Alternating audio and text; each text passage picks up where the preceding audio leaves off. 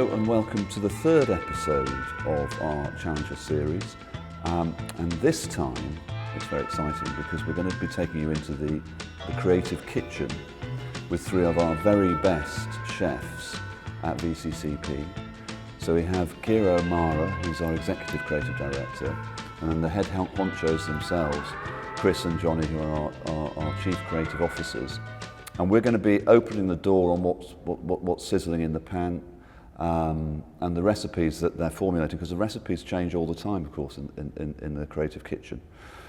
And I'm going to start by asking you guys about collaboration. It's probably one of the biggest changes in my career in the industry. Is creative used to be quite locked off, nearly always on a separate floor, a discipline to itself, and it's become increasingly a collaborative process with some crowdsourcing, with some mashups, multidisciplinary, new technologies, etc. So my question, which I'm going to start with you, Ciara, is it making it easier or more difficult, the level of collaboration? I think it's making, I wouldn't say it's either easier or harder. I think collaboration is key to making great creative work. If anything, it's making it more exciting because you get to, bring different minds together. So I think even just a mix of like creative design, tech, makes the creative process even more interesting with what you learn along the way and what you create together. So I think it's actually making it, possibly exploiting the process because you're working together. Well, I'm delighted to hear that answer, because I do know one or two creators who might slightly differ. Obviously not these two marvellous people, but what are your thoughts, Chris? In terms we of massively disagree. I'm going to get you a cup of tea. You carry on. I'm going to get you a cup of tea. A cup of coffee, anyone? I'll have a tea, I'll please. have a tea, thanks. Keep going. What was the question? Keep talking. Do you agree? Yeah, no, we agree, don't we, Johnny? What was the question? Well, the collaboration with different departments gets a better work. And different skill sets, influences, social media, the whole sort of co-creation. Is that just you, Chris, wants a tea? Do you want one, John? I'll have a tea, yeah. Thanks, Charles. I'll have a tea. We'll all have a tea. They're all going to have a tea. I'm going to have a coffee. But you think, when I was at BBH, it would have been unthinkable to have sort of share, the product being shared across, getting designers in, getting photographers in, social media influencers, the whole co-creation process. I'm going back some time. The whole co-creation process would have been antithetical to Hegarty's view of the creative process, and I think he is on record as saying the person who invented the tissue meeting should be taken out and shot. I had one yesterday. Oh, Yes, so that's another. So one of the manifestations of a more shared ownership of the creative product is the tissue meeting, which again is relatively new. John, I'm going to put you on the spot here because I haven't asked you a question yet. What are your thoughts? Do you dread them or do you find them pretty useful? Tissue meetings, I think ultimately we're answerable to a client. They pay our bills. And I think it's a really good way of bringing them onboarding them into your idea and letting them feel ownership, which they should have ownership. They own the brands. It's a brilliant way for us to get, if you like, what we want, while keeping them. And so the counter argument would be, well, no, it's the client would dilute. I'm sure that isn't ever the case with the clients, because clients are so marvellous. But the counter argument would it might be by committee, the idea may get watered down a bit. But you say actually it's a way of getting to an understanding. 100%, it's a way of getting to the best place. Of course, work gets diluted sometimes, but you've got to take that opportunity to understand what they're trying to get out of it, to kind of, I don't know where I'm rambling at the moment. I know what you mean. It's a bit like Sona, or where you bounce it off a wall and you begin to get closer to where you want to. Yeah, and there's often tension. Yeah. Right, and we talk a lot about tension in this building as being a positive thing, because you often get to better places. Yes, yes, and I think there needs to be creative competition in the sense of allowing for the idea that there may be there's a range of options, and pursuing three or four options in parallel often improves the best one further. Again, that's something that we've always done at VCCP, but was quite alien to one or two of the other agencies I've worked at, where you would be discouraged from pursuing three or four routes in tandem with the clients. I find it a much easier way to get to the best work, because you can demonstrate, you can say, we don't like that route and that route because it fails in this regard, which that helps, to your point then, John, it helps sell in the best idea. I think ultimately, Charles, all our greatest achievements have come from brilliant relationships with clients. Going back to that, and it all comes from trust. And if they're part of the conversation and part of the creative process, they're more likely to trust us and go with the options we take. And sometimes we take 3, 4, 5 things. Sometimes we just go in with one and go, that's it. But you can only really do that once you've built the trust over months, years, whatever. Yeah. It's a healthier. When did I start in advertising? 22 years ago. There was a bit of a machoism around. Now we've got the right answer. They just need to buy it. Yeah. And sometimes that works if you did have the right answer, but it's quite rare that you've got an absolute zinger 1 or 2 weeks into the process before you've even had a chat with the client about what they want. So I remember being in those days when you think you've got the answer without much collaboration. You then go and present it, and people who haven't been taken on the journey or feel part of it or contribute to it will then, it's probably not right for them, so those things get chipped away at, and you end up with a 6 out of 10. Mm-hmm. It's much better to go the other way, take the comments on board and build it, rather than have something that you think is in an ivory tower that gets kind of knocked along the process, if that's achievable. No, I mean, it is interesting. Macho is a good word. It was sort of part of the agency's esteem sometimes, I think, that they would get their way rather than it being a trusted process with the client.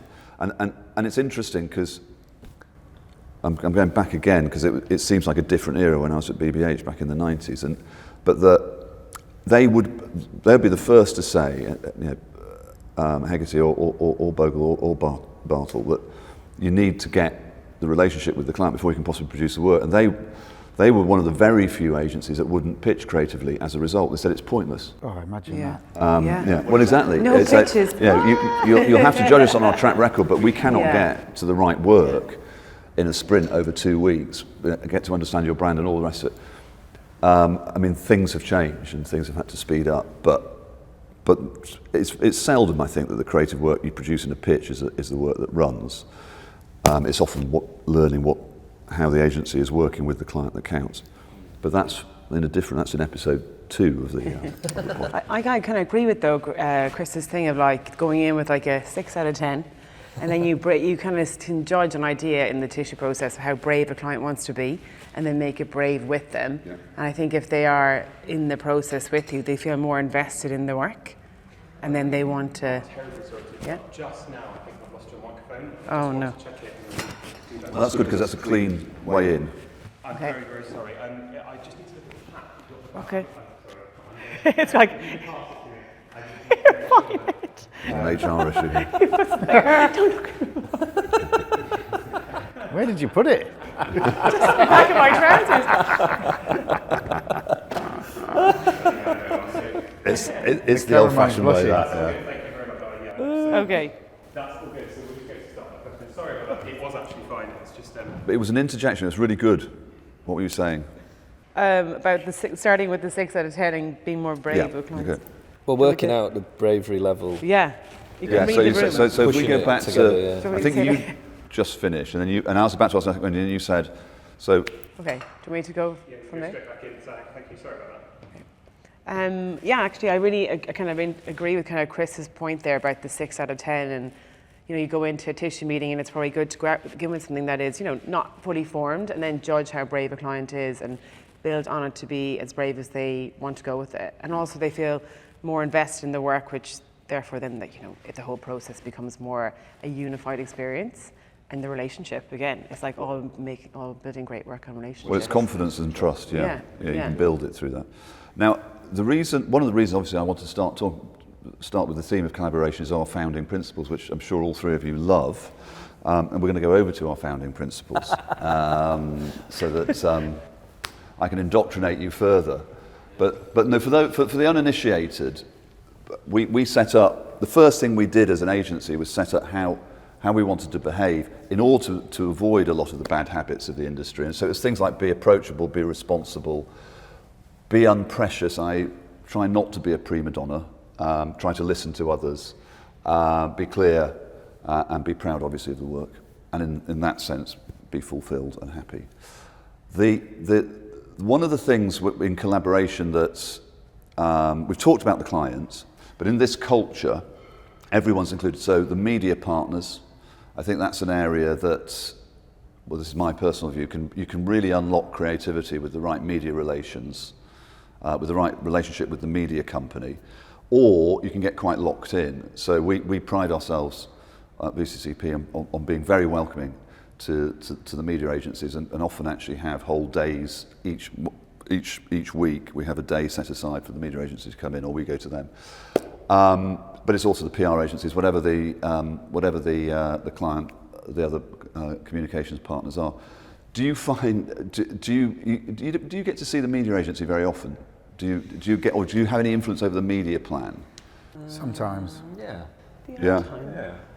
Because when it works best, you'll have a zinging idea. Yeah. And the media is obviously, built around that idea. Yeah. Everyone shapes it that way. Yeah. That can happen quite a lot. We have a lot of what do we call them? All agency, cross agency Meetings. Yeah, Yeah. 'cause I think a few counts we've got like media as well, Yeah. which just makes it really lovely united team. Yeah. Right, what's the best idea? What's the best way for this idea to run? And then you all think of it that way, which is really nice. Yeah, I mean, we can go sit down again now after that awkward standing up. Because I'm trying to, are we at that point? No, we're coming on to that point now, so we'll do that now, which is different shaped work. So you were saying, Ciara, that if you come with the idea and then work out what the media might be, or how that idea works best, how to distribute the idea. We've got this is a recent idea. Not tremendous amount of budget behind it, so you have to find a microscope to see this project at the moment. But this was a football project for who's the best footballer? Well, the three of us. Yeah, Hey. yeah, definitely. Yeah. But well, actually, you were involved in that, Birch. But that to me is a different shaped idea. Barclays. It's a round-shaped one. A round-shaped idea. But Barclays support and have done for 25 years grassroots football, particularly women's football. But we did rather than do an ad saying we support football, we're also doing that. But we also did a lost ball project, replacing people who'd lost their football. 25,000 lost balls have now been replaced. And I use that as a good example of a different shaped campaign, which actually has had social media, but very little media investment. The media investment is in making 25,000 footballs. That's a good example. What are you working on at the moment that you'd say has come at it from a different angle, has sort of rethought some of the media principles? There's a few different things. We've had that Walker's Worcester crisps, which is like floating a giant crisp packet down a river, which is a very different way to announce, Also, that new flavour. that was a real media in the pure distribution sense, because it was only available in Worcester. Yeah, which is really specific. Yeah, which made it like more like coveted. It's a very narrow media market. Yeah, but it created kind of tension. People wanted it and queuing it. It was like very much like the whole, I suppose, going wild on TikTok for it. But it wasn't a TV ad, which is like a different way or out of. And I think even more than chocolate, crisps are incredibly newsworthy. The tabloids love a crisp story. They're very important to people. Yeah, They are. People are passionate Very about important to people. We did we think it was great. Did a great poster for Co-op at the pitch. Crisps it matter. just said crisps matter. That is a good one. And Yeah. we haven't run it yet, but every meeting with the client's like, like Chris Matter. We're like, we haven't actually made that as a thing yet. Coming soon. But you see, one of the reasons I like this approach, which is very creative-led, because it's not media-led. This would be media and creative working together rather than what we've booked a TV ad, fill that slot. And I think it's much healthier when you can be agnostic. Both the creative and media work can develop in parallel. But one of our core beliefs, you don't need to get up, you guys, this time. I'm going to do it though. So follow me, please, somebody. Is it only works if it all works. We have, this is absolutely a fundamental, this culture here allows full collaboration between all skills, disciplines, capabilities, whether it's social, whether it's digital, whether it's advertising, whether it's internal marketing, whatever it is. And that then allows you to develop the best idea for that particular project or that particular piece of activity. Because if you can't decide actually what we need is a design solution or a UX solution, it might be an advertising, it might be a sponsorship solution. If you don't have those skills at your fingertips, it's very difficult to give best advice and produce the best creative solution. That's our view. It's also vital that all those different disciplines follow a clearly branded and coherent presentation of the brand. Too often, this huge amount of formats and functions create a fragmented brand impression. One of the things we pride ourselves on, if we swing the camera around to O2, which is 23 years old now, but that new poster campaign is still absolutely inherently and indelibly branded O2, and it's a key part of what we see success looking like. Anyway, I'm going on too long. Because I think Cadbury is a very good example of different shaped work. Yeah. Thanks for saying that, Charles. It's a pleasure. And you've just won a big award, haven't you? Yeah, we just won a yellow pencil. Yeah, well done. The Yesterday, mysterious, so you're a bit hungover. Yeah, the mysterious yellow pencil, the mythical yellow pencil. I think one of the things we love about working here is we are encouraged, and always have been encouraged, to think outside the traditional channels. It's amazing that Cadbury come to us and go, we've got a packaging brief. In 2 weeks, please, we need a new packaging for But you've earned the that, nation's biggest chocolate bar. We don't have that chocolate bar, do we, anyway? Well, Got the post. no, but I want to actually have some chocolate. The actual bar. But it's, I mean, in fairness, should we pause? No, it's fine. Keep going. I think, like you said, it's taken time to earn that trust to get to the position where we get those lovely briefs to change the packaging of their key product. But I think you can look back, the genesis of that, it's probably started about 7 years ago when we first, no, not that long, 5 years ago, when we started hearing about HFSS potentially coming in. I think we were in COVID at the time, and they were telling us we won't be able to advertise on telly anymore. So we had to, that was a wonderful opportunity to go on a journey with the client and say, right, what's the future then? And we used to have these weekly meetings called The Future of Advertising. And that started us thinking outside the traditional shape, because if all those channels are going to be locked off from you, you have to find a new way. And that was More really down exciting. to the core owned media. Yeah, so we did a project with Heroes, we did a couple actually, which we looked at doing like almost broadcast format shaped ideas. Yeah. And we worked with the BAFTA winning team from First Dates, and we shaped more of a broadcast format, and it was brilliant. And the clients went along the journey because they knew we had to embrace different ways of thinking. Different media. And then the advertising was on the periphery of that. The traditional media pointed you towards this thing that we'd made, and that was the start of many that we've done ever since. No, I mean, it's interesting. I mean, because it's almost back to the future, because soap operas obviously were funded by Palmolive and other detergent manufacturers. Is that So right? yeah, that's what they're called. So it was broadcast So- content, like I said, ad-funded content. Did not know that. Yeah, We need to make a soap now, don't we? we have to continue to be ingenious, either because, yeah, in the case of Cadbury and other product categories, you know, there'll be watersheds which you can't advertise before, or because it's too expensive. So you have to find better forms of value. Also, like, I think it's worth saying, like, you know, it's no secret that people don't like advertising. Yeah. You know, they don't want to be interrupted in the traditional format. So we have more and more, we have to find other ways in, charming ways in, surprising ways in. So looking at this football, isn't it amazing? The thing the client wanted us to communicate was Barclays has been supporting grassroots football for 25 years. It's on the football there, but this will be in homes and bedrooms and parks, and it's potentially way more powerful than an advert in the middle of Coronation Street, because this is something. It's real. You can touch it, you play with it, you have a connection with it.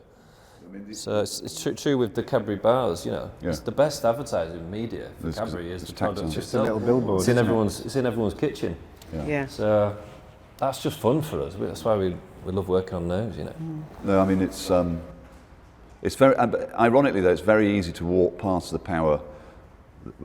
In planning circles, we call it a social object, but a thing that exists in the real world, in people's hands, is immensely powerful. And I think even, you know, there's still a big place for old school posters, in my view, in terms of just the physical reality of a 96 sheet or a 48 sheet has an impact that's quite different from a fleeting moment on social media or on your phone screen. Yeah.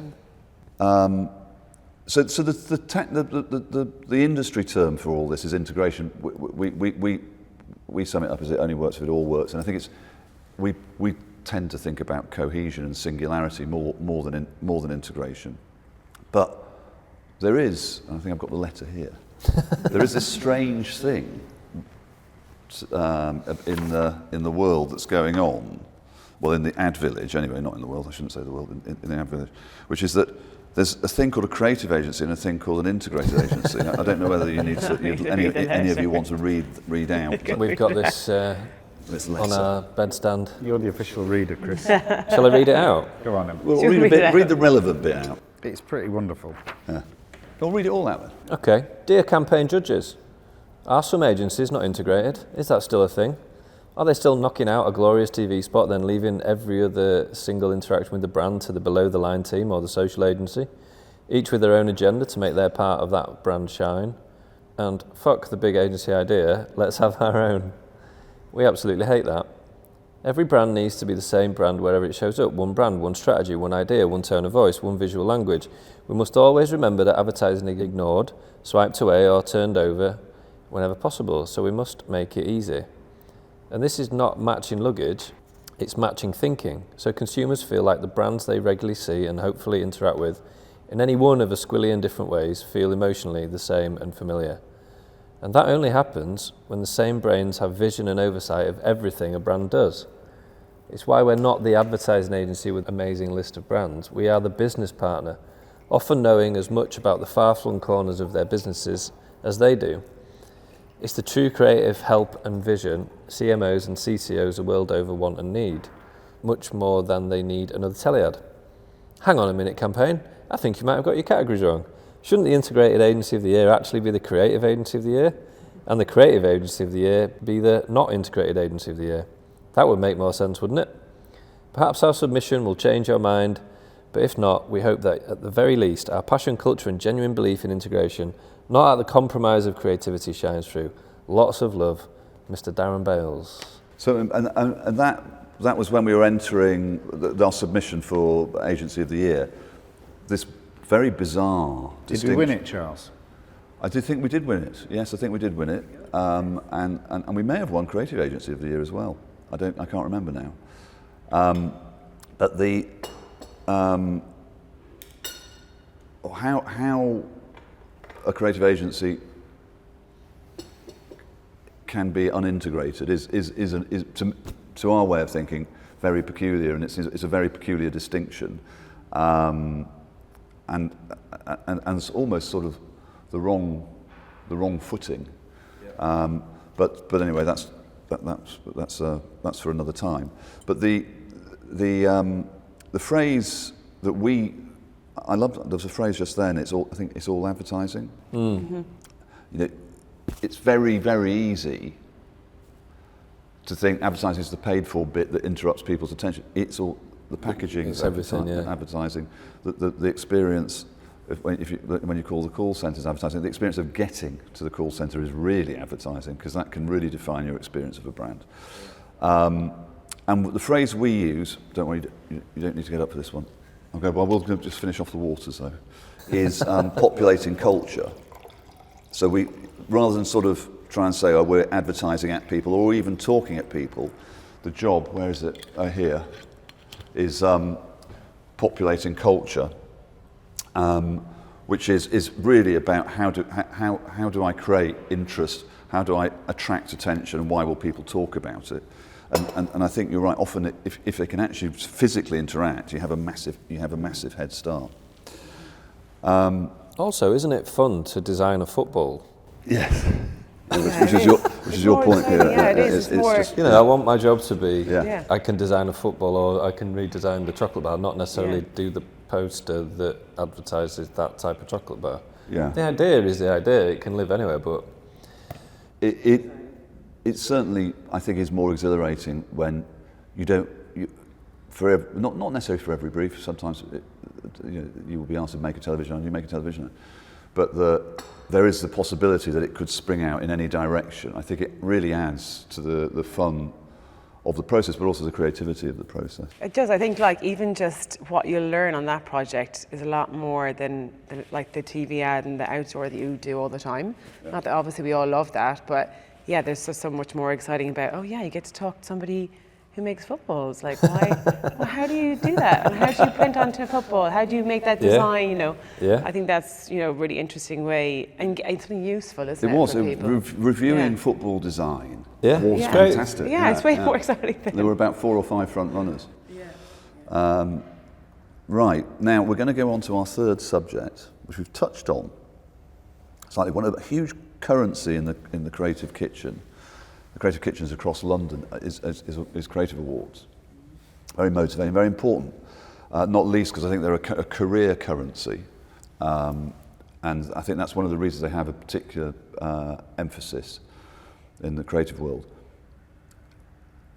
I have some reservations about creative award schemes. One is that too often the thing that wins the award is never spoken about again.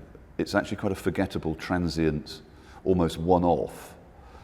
And we've just been talking about the need for everything to be advertised and to build a coherent, cumulative impression in the mind of the target audience. And yet, in fact, I very often struggle to remember anything that's won at one of the big creative awards a month later, because you potentially didn't even see it in the outside world to start with, but you certainly don't see it in the outside world afterwards. And my idea of awards is that they're centres of learning, they're patterns, they're achievements that you want to emulate. You want to, like a great sportsman, you want to emulate what they do. That too often I feel, this is just my view, that they don't live up to that long-term reputation. Yeah. I think it's true. Is like there's lots of one-hit wonders, as you would say, even like in versus things that have been probably insanely effective but haven't been awarded. You think of like different campaigns. I mean, there's some probably, we talked about this other day, but like Priceless, perhaps MasterCard got awarded heavily at the start, and then over years now it's getting awarded again for its effectiveness, right? So it's different thing. It's like a long. Not for its creativity. Yeah, I mean, not for creativity, but I think it's probably maybe taking a turn for the better now. But then there's ads that we all remember. I was even thinking last night about the Ferrero Rocher ad. Oh, Monsieur, you're really spoiling us. Like, there are things you can't forget, but it would never have been awarded, right? Yeah. Like there are things there probably was, and they are still really effective that you think about, but I would never have got awarded. No. I think there's a sweet spot where it's effective and highly creative. Yeah. But no, I mean, I remember when you know, it used to be things like Snickers or Marmite or what was the other one? Dove. And then gradually, for the last 7 or 8 years, outside of, I'm sorry, but you know, Cadbury, Virgin Media, one or two others, I don't see campaigns winning awards, and yet that's the really difficult creative. It's easy to do one-offs. Yeah, it is. But to be creative time in, time out again and win the league rather than a one-off match is a different order of creativity. But I don't know. Sorry, what are your thoughts? Do you think it gets acknowledged enough, or? Ooh, it's a subject we talk about probably too much. I mean, it's funny you say that. If you go to the UK award ceremonies, it's still that kind of work. The good, wholesome platforms with brilliant creativity, they still win. It's when you go to the global ones that things can become a little bit more niche, as you said. Yeah. Where you sometimes question if its real existence. Yes. But we don't want to go into that, do we? We do. We do. We want to tear it all apart. Is it real? We felt a year or two ago. Go on, Johnny, get off the leash. Go. All right. We've been on a few juries, and we felt a few years ago that we'd reached peak bullshit. Because everyone else in the jury was in agreement wholeheartedly, this is rubbish, it doesn't really exist. And then we'd all done our debating the great work, and then at the end, the thing that won was the shit that we all agreed in the room shouldn't exist because it's not real. So I don't know, somehow Well, no, and that's when an award is an exercise in wishful thinking. You can sort of see why it wins, because you go, wouldn't it be great if that sort of work was made? But the trouble is, it isn't made, and it's probably not made for a variety of reasons that will always apply. So therefore, you learn nothing from it, and the opportunity is wasted. And I suppose that's the danger: is if awards reward the wrong kind of outcome, they undermine their credibility because you can't apply any of the knowledge. One of the things that it's just something very pertinent at the minute. To that point, we interview a lot of creative teams, and I think when we started interviewing a lot of creative teams, the more global award golds you had, the better. The more we tried to hire you. Yeah. It's actually now the converse. We think there's a sweet spot of two can golds or 2 D&AD pencils. Any more than that, we're suspicious that the creative's intention is not maybe, I don't know, there's exceptions, but might not be pointed in the right direction for achieving what we want to achieve here, which is Can I reframe mass populist fun stuff that people actually love and see. Yeah, reframe me. I'm going to reframe it slightly, because like, as Chris said, we interview a lot of fantastic talent, wonderful creative teams. The way we explain what we're trying to achieve in this building is we want to be showered in gold and titanium. We love awards. It flatters our egos. It makes us feel good. But we want to do it in a way that's honest. We want to be awarded because it's a game. You can either go down the game and cheat the system and win. It seems pointless because ultimately our clients at the end of the day will bugger off and go, well, you're only interested in that. But we want to win all the awards for honest, real work that pays our mortgages. Yes. And buys our sandwiches. And from what you're saying, that's a really hard thing to achieve. But in market, it's easier. So domestic awards tend, I suppose it makes sense because it's a group of people who know what actually has run. Yes. They have an idea of what the creative pedigree of a particular campaign is, and so a lot of the variables are removed. Whereas once you get into an international scheme, essentially what you've got is the case study film, and the case study film can hugely exaggerate. Kind of say what it wants. You can say what you want. That's our frustration. A case study film can cost up to hundreds of pounds.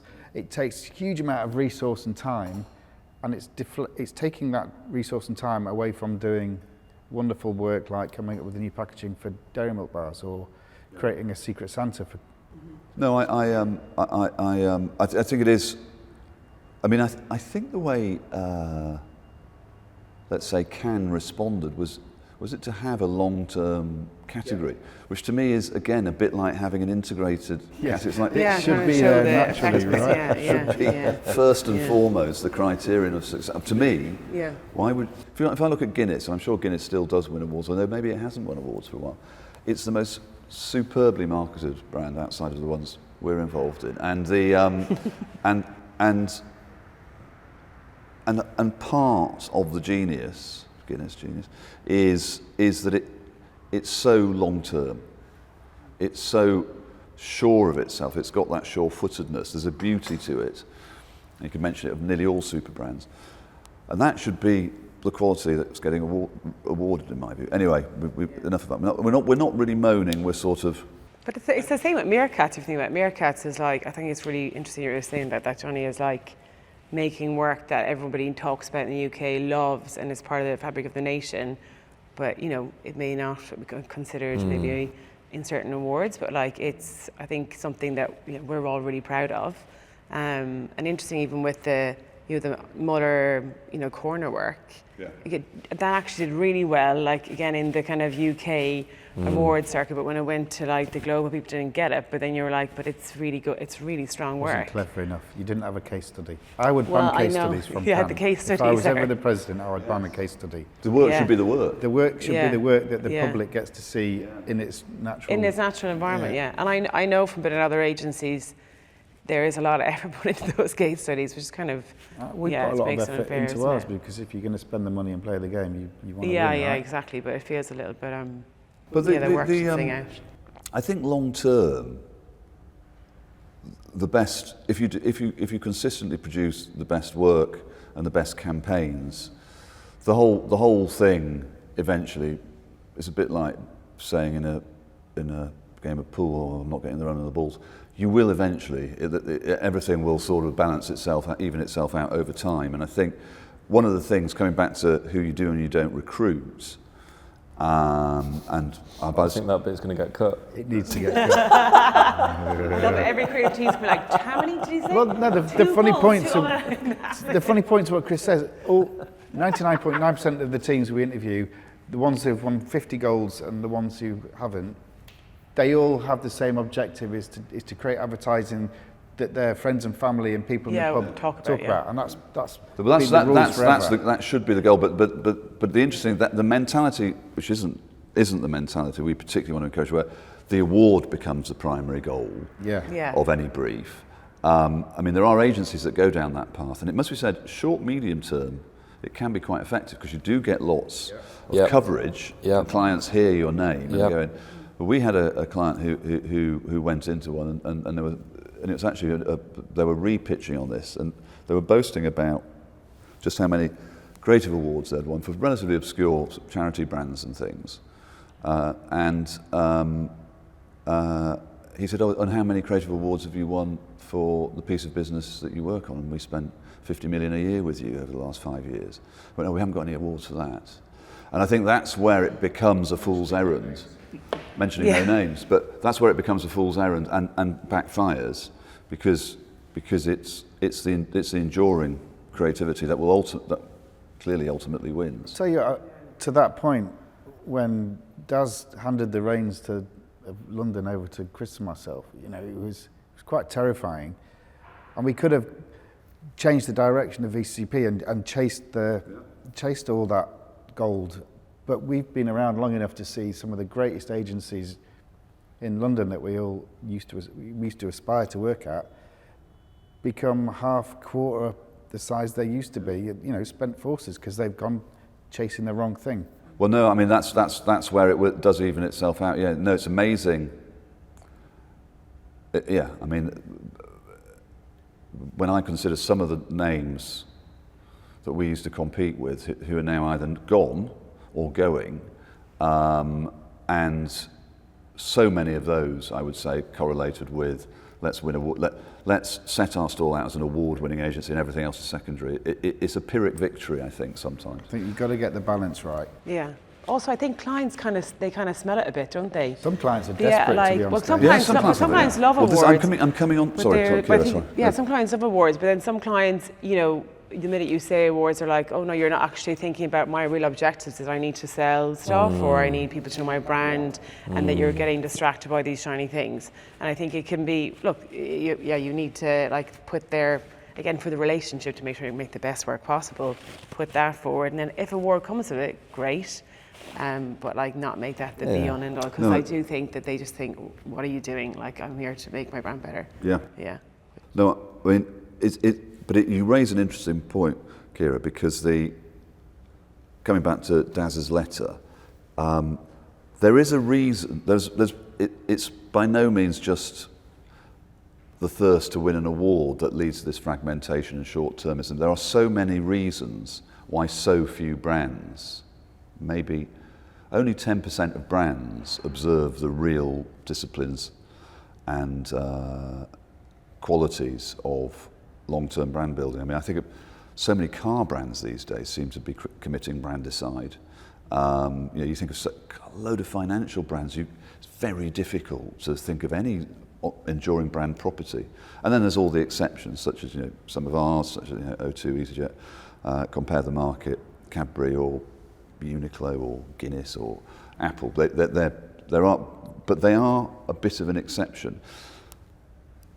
One of the problems, and it will happen to us every so often, is the client comes and he wants to win an award, and you have to sort of go, well, yeah, but we would like to make sure it builds the brand, and that's where the tissue meetings can be very useful.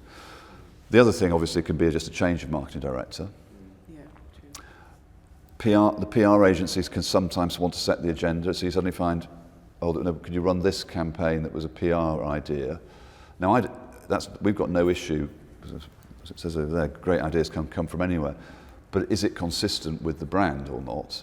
So this more fragmented world can lead to fragmented communication. It takes a lot more brand management to ensure cohesion. So it's by no means, some of the bad habits of the industry are by no means influenced by the awards process, but I think it is one of the ingredients that can sometimes be a distraction. Can I throw one final please, thing in? It also, if a client comes to us and wants to advertise a left-handed snooker cue for dogs, and we will absolutely do that as well to try and win an award. Yeah. What you mean, like It's like, not anti-awards. like Peruvian blind concrete? that has to get cut. That has to get cut. That's winning everything. There's a campaign yes, I've seen it, yeah. for Concrete concrete brand. that has won, and it's a beautiful idea for how to use concrete in pavements to help blind people find where they want to go. Right. It's a beautiful idea. There's no question about it. I think the thing that it's going to all get cut. The thing that we're cynical about is which advertising agency has concrete as a client. Yeah. We haven't really come across that. However, we are open. It's like an idea for good, isn't it? Briefs. Versus a brand. I didn't think it was even for a brand. I thought it was just for good. Like you could tell, basically, you could tell where you are on the high street. Yeah. We would still do those in our spare time. Yeah. No. Well, I think the thing is, if it's clients do come and go, you want to win an award, but then I think if you make really good work, you win an award. Right? Yeah, That's I mean, thing. yes, correct, but you have a massive head start with good causes and philanthropy. Yes. And I feel they should be part of an entirely separate awards process, because you can appeal to fear, you can mainline emotion. As soon as you start thinking about what it's like to be blind or what it's like to be deaf, we've done some incredible emotive work around Alzheimer's, around signing. But you wouldn't want that to be the reason for winning awards. And I think if so many awards are good causes, because you start so much more higher up the emotional ladder. You can use revulsion as well as, a load of things are out of bounds if you're trying to sell a packet of biscuits. Anyway, enough of that. Now, there was a good phrase which I'd forgotten about, which was matching thinking rather than matching baggage. And this is but Nice. a little topic I want to throw into the discussion, which is, over the years, the most creative agencies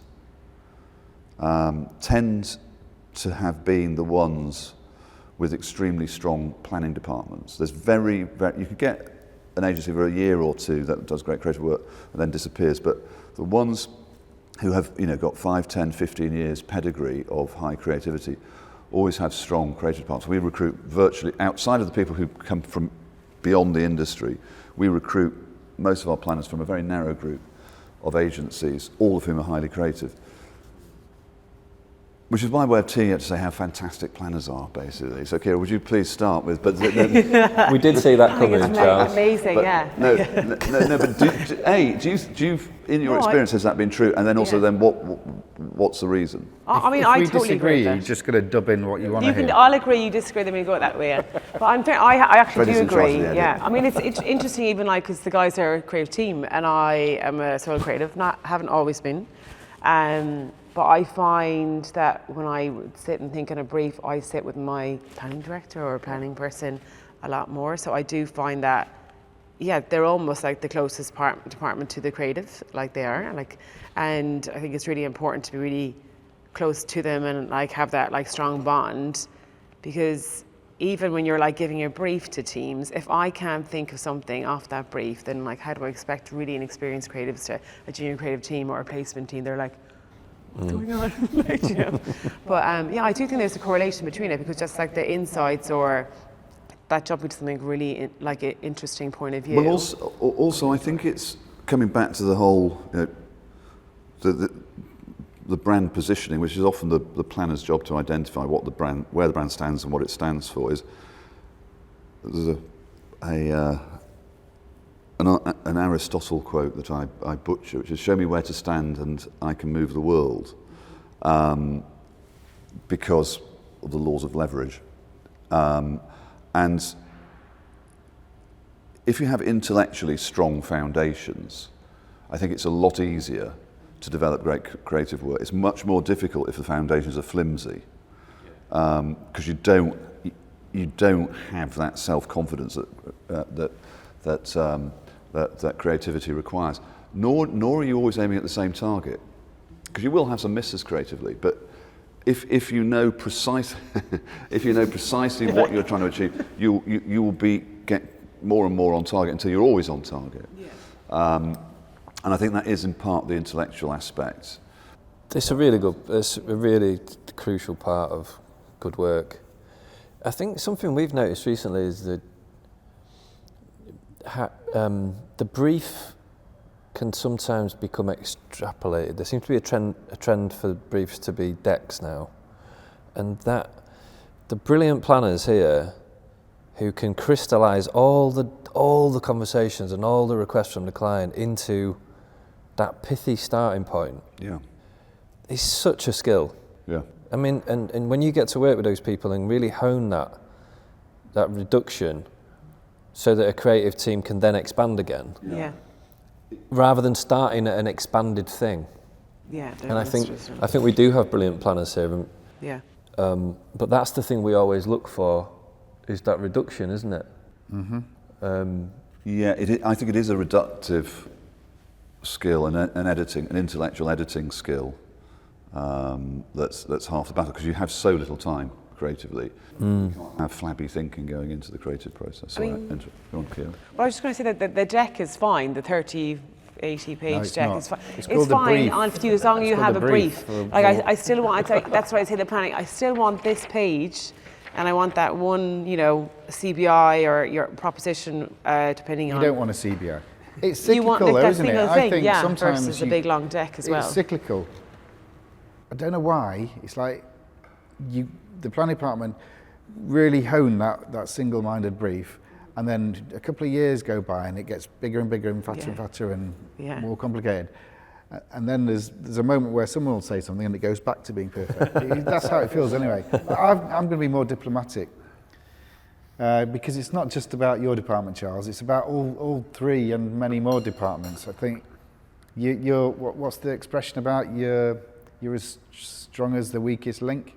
If your creative's rubbish, it's going to be rubbish. If your planning's rubbish, then what you're putting in I agree. is going to get rubbish out. And if our wonderful account team are rubbish, then we can't get it bought. So what's the point of having brilliant if it doesn't ever go into the world?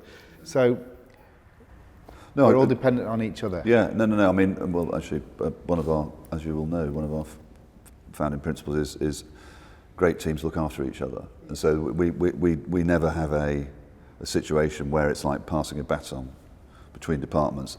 Every person in every part of the agency, way beyond account handling, planning, creative, is equally responsible for the end product. And that's how you get to a great end product. It's again, I mean, the sports metaphor. If you look at a winning football team, it's not just the 11 players by any means who lead to their success. No, agreed. And funny enough, one of the things I find interesting, I love watching accounts that I'm not involved in. I don't think we do that enough in the industry. Actually,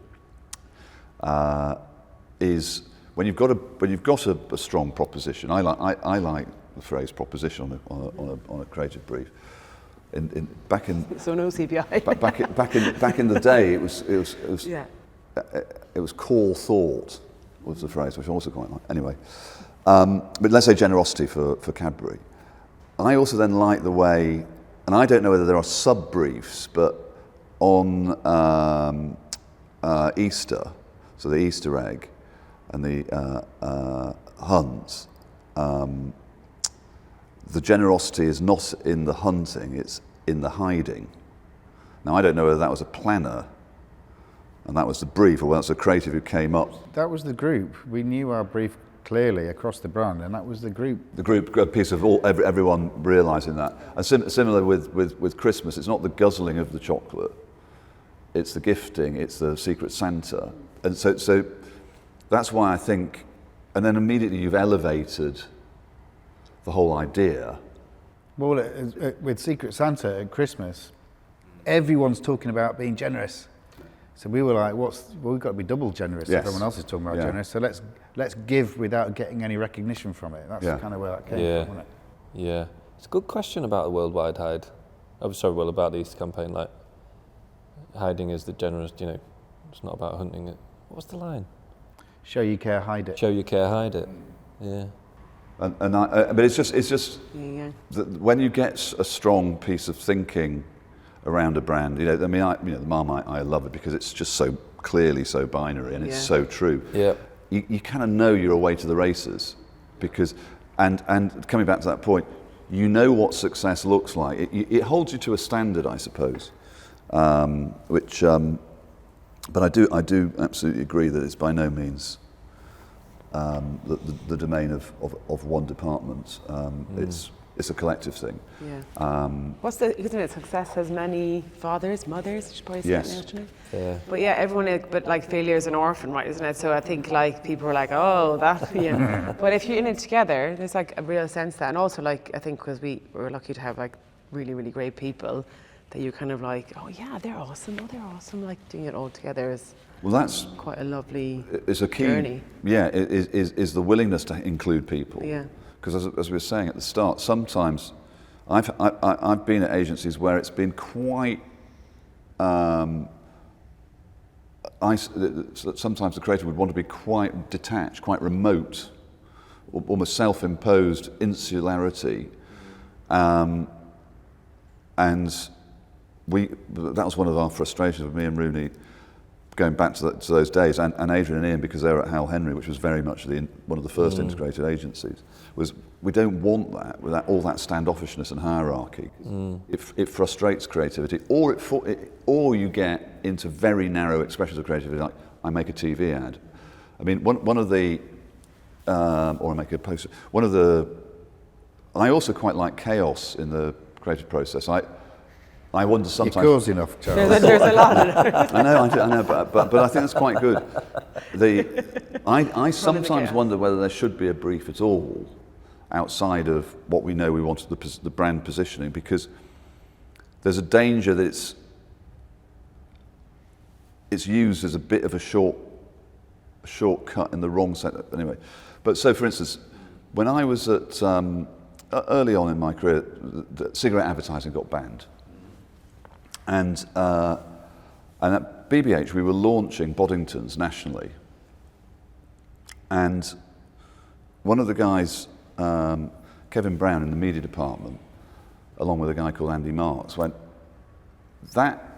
those spaces and the outside backs, which is where cigarette advertising always was, and the outside backs of magazines as well as on posters, that's a real media property, and that's where you should launch Boddingtons. It's became cheap because they've suddenly, 100 million quid's come out of the market, which they'll need to replace. And so the brief was very much, what do you do with, we call them indoor posters. All right. And that defined the creative product to a large extent. And it was a brilliant campaign, but the brief was almost fill that space. Yeah. And yeah. it wasn't entirely that, because it was about the cream of Manchester. About creaminess. But it was, and to launch a beer in press was a very unusual thing to do. Normally you'd have there was Carling and there was Stella all on TV and cinema. Anyway, so sometimes it's you can't overthink the brief. Is my feeling. Sometimes you've got to go with the flow of it. I think also, like, I've definitely been. I agree with that, and I've been in experiences where you want a bit more chaos, and when the planner says, "Oh, I've written the prop, but does it sound too much like an end line?" And you're like, "Oh, don't worry about that." Yeah. Do you know what I mean? Like, we're not that precious over it. But I also have been on the I don't know, maybe it's just individual personalities, but when I used to write in the ads, I needed space and my own thinking time, and I'd literally go and sit in a dark room, and I didn't want to talk to anybody. I'm very happy to talk to people when I thought I'd got something, but I do understand that need for distance, because if you're always chatting, you're never really doing the thing, and we all know that 2 days of intense conversation between, it doesn't have to be the creative team, could be any two people, you will get to some great stuff. I do think it is important to have those periods of isolation as well, which is why we're desperate for an office. Right. But well, you're not going to get one. But no one has an office. But no, I don't think it's one or the other. Again, no, it's not. It depends on who you can overcompensate one way or the other. So. Yeah. I think it depends who's in the room, though. It's not like you're like, come on, everybody, let's all get in this crazy room. Like, I think it is. When I first started out, actually, I went to a really different shaped agency, and they would take, say, a writer, and then they'd take a motion designer and a tech person, and the three of us would be the creative team. Yeah. So it wasn't like you had to, I suppose, they would change it each time. Yeah, they change up each time. And was that good? It was good. I found it. I mean, obviously, when you're like, starting out, you're young, you're like, oh, this is a different way to work. But it wasn't like overcrowding. I think it was just like, someone's really good at that, someone's really good at that. And also the nature of the brief lends itself to these, Yeah. So I think I do agree that you want to have some time to think about things, and then you kind of bring, whether you've got that simple thought, and then you want to bring, say, other people in, right? Now we've got this idea of generosity made to share. How do we get in the best, designer to bring into product-wise, or who's the best writer that we can kind of execute that? Yeah. Again, it depends on when you bring those people in. But it's still important to have that. I enjoy the collaboration past when the ideas. There is a real, there are great creative duos out there for a reason. There's a reason. There's a chemistry between two people that gets to some of the teams we've worked with, and there is a unique thing. Yeah, no, there is between those two. How long have you been a team? It's not that. 11 years, Charles. It's 11 years that long. Okay. But you didn't arrive as a team. No, Johnny was already here. Yeah. I think they put us together because we're both from Doncaster. Yeah. Well, born in the same hospital. So you can't. Were you? Oh my God, you know that. Well, you can't get better than Doncaster, really, can you? No. So that's you've basically peaked. You're not going to find anybody better to work with. Back to the awards thing. Daz let me interview for a new partner, and I chose someone who'd won about 50 Cannes Golds. And Daz said to me, no. What you need is someone normal. I'm like, what do you want? But this guy's won everything. He goes, yeah, but he can't write a SIM card banner brief, can he? So they got Not me someone in. normal. Yeah, but he's famous for his SIM card stuff. SIM card. You need a banner writing. No, I didn't know that story, but well, it's worked. So Yeah. hats off to Daz on that one. The I final. mean, the other guy's a multi-billionaire now. Yeah, isn't he's he? really good. No, He was outstanding. It's actually guy. Jim who got me in as well, not Daz. Final topic is craft skills, and sort of two elements to this. One is you will hear occasionally someone moan that some craft skills are deteriorating. They're not trained as well, particularly maybe in the area of art direction and production. So that's one question. The second is,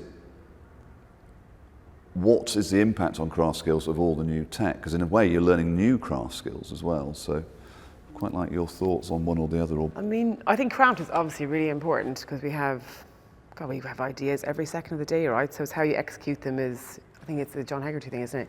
80% idea, 80% execution. It almost means like 100% execution, 150% execution. so was Hegarty 80 and 80? Or did Yeah, he said 80 and 80, but I feel like it's like 80, 150. That's very good. Yeah, but I think, yeah, it's really important craft. It's like it's a difference between like something being really forgettable or something that you'll just remember forever. I'm probably a bit of a stickler on it. I'd be like, right to the last minute it goes out the door. No, come on, let's keep refining, which I think is really important to give it that extra edge. But yeah, the amount of, like, I suppose things are changing, AI. God, yesterday I watched something on LinkedIn and someone had made that VO3, you know, that new Google video, basically you can now just type in and make an entire movie that now talks, that now Yes, video I was talking reading and about it, everything. yeah. And it's pretty phenomenal. It's not available in the UK yet? No, I don't think it's available in the UK, but just But someone the had demo made- is amazing, The yeah. demo is Yeah. amazing. But Terrifying. I feel like it makes me more excited about the level of craft we can get to versus, Yeah. say it could be like, you know, something that you takes it away from it. But yeah, craft is super important and kind of, I think, just making a complete difference in how brand worlds, which is really important for us at VCCP, in like showing the consistency of level of craft across work. Yeah. Whether it's like, you know, O2, obviously the blue, or the purple, or even like Muller, etc. Like they're having that consistent look and feel in Meerkats. But Well, I mean, think, it is everything, I think, really. Yes. Versus ideas are awesome, but it's how they come to life is Well, what makes them. We're going to have a little stand up, because one of the other things, of course, is not necessarily in the end product, but generative AI can be very useful in getting you to the end product. And the example over here, which Chris and Johnny were involved in, and actually you see it on animatics as well. What you can do now to conjure up the film you're going to make is so far ahead of where it was.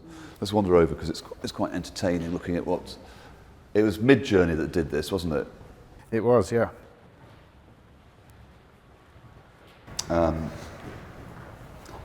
So I'm right in thinking this stuff on the left is what we used to sell, to show the client what we had in mind. This was the storyboard that was used in the initial creative presentation.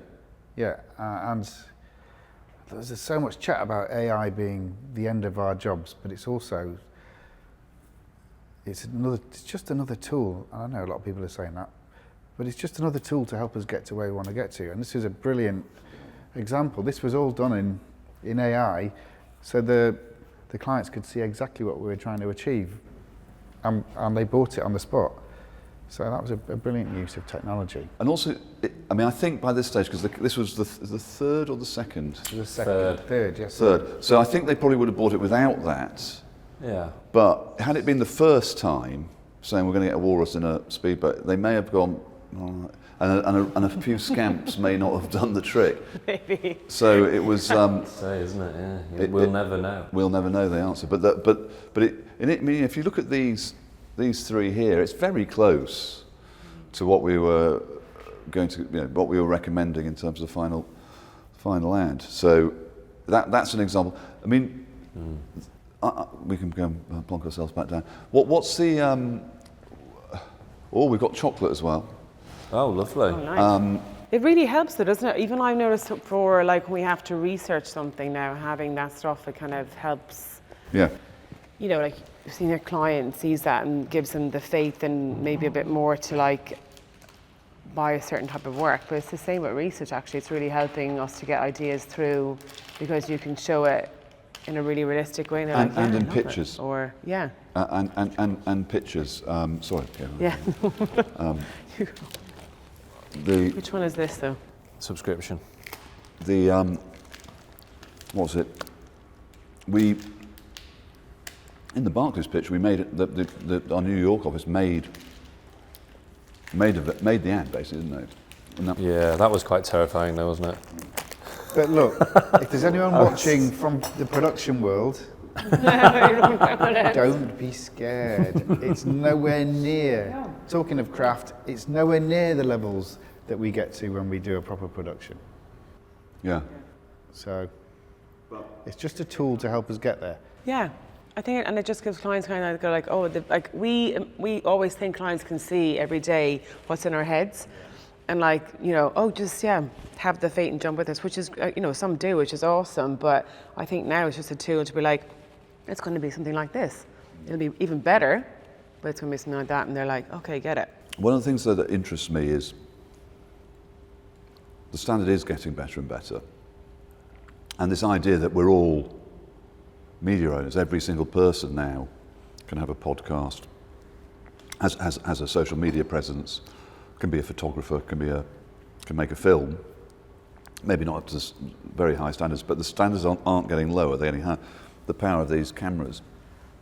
I think, well, this is on my notes here, is that the skill is to stay one step ahead or harness culture more successfully than your competitors. And I think that's where a receptive culture and an adaptive culture has an advantage, rather than trying to say, no, it's got to be this filmic grade or that filmic grade. Say, well, it's probably sometimes that one, sometimes that, and something that's not been invented. I think that open-mindedness will become, I mean, the term in media they use is agnostic, but being able to not to make a judgment on a piece of new technology, see where it fits in.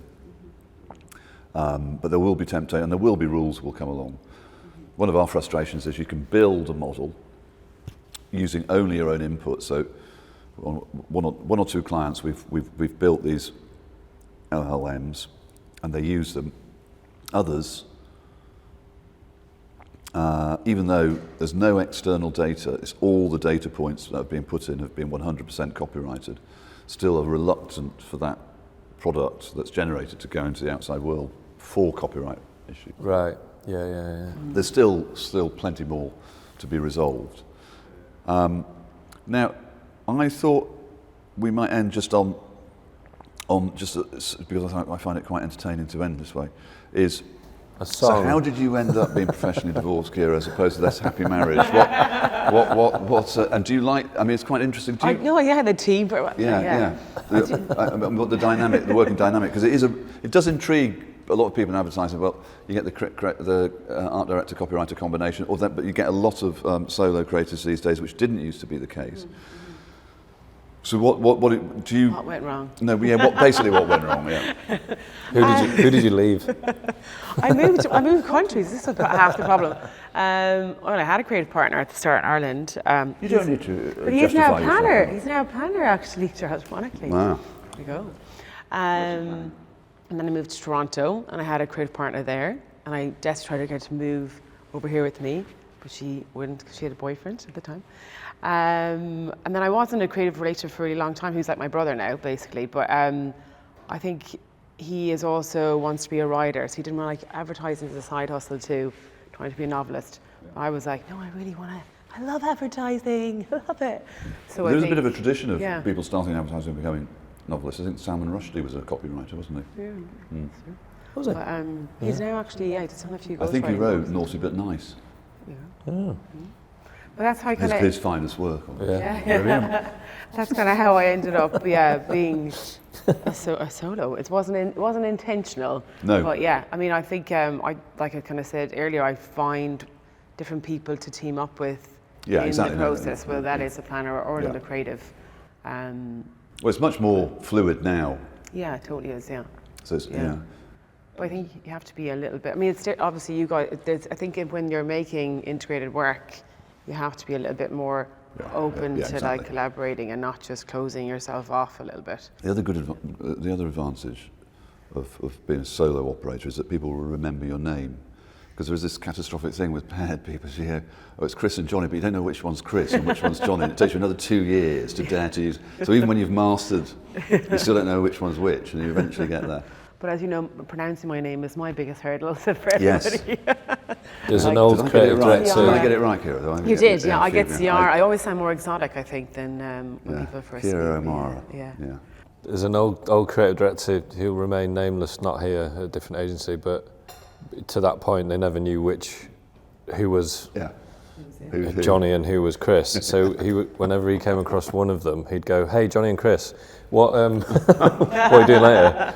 Or hey, Well, at least it's honest. Yeah. I had this one recently. Actually, there's this team that started it, and was it? Sorry, I'm so Yeah, sorry. no way. I think it was actually, "Hey, Johnny or Chris." It wasn't even the team name.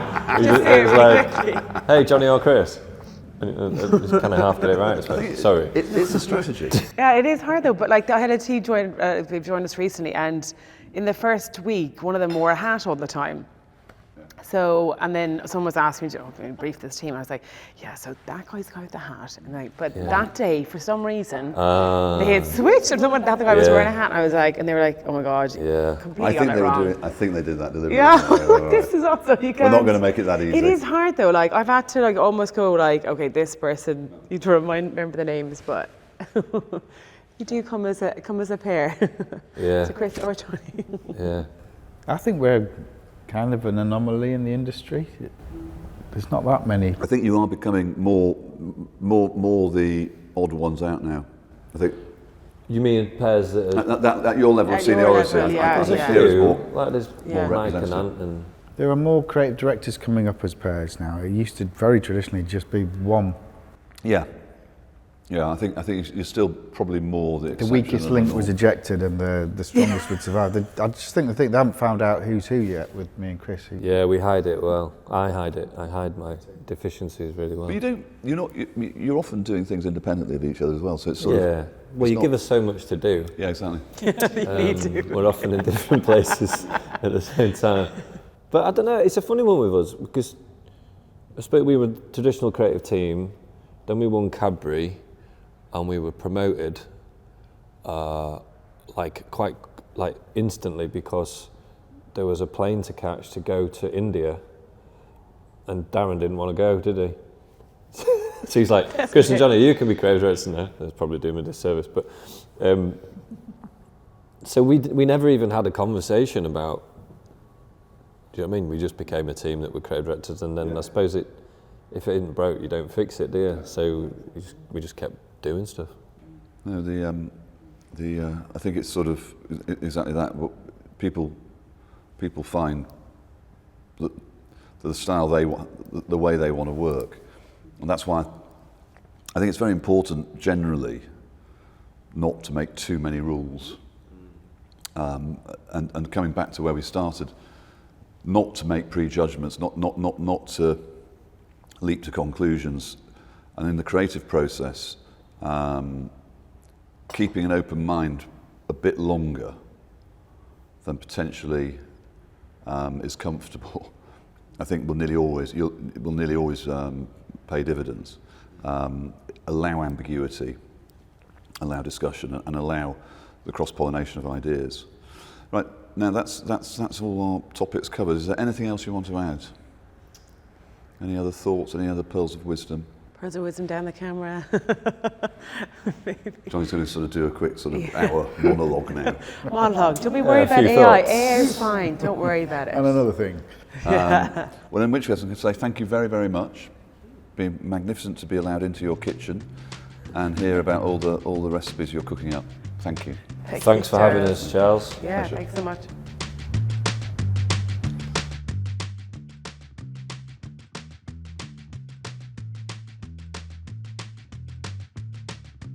Subscribe to be notified when new content comes out, and don't forget to like and comment.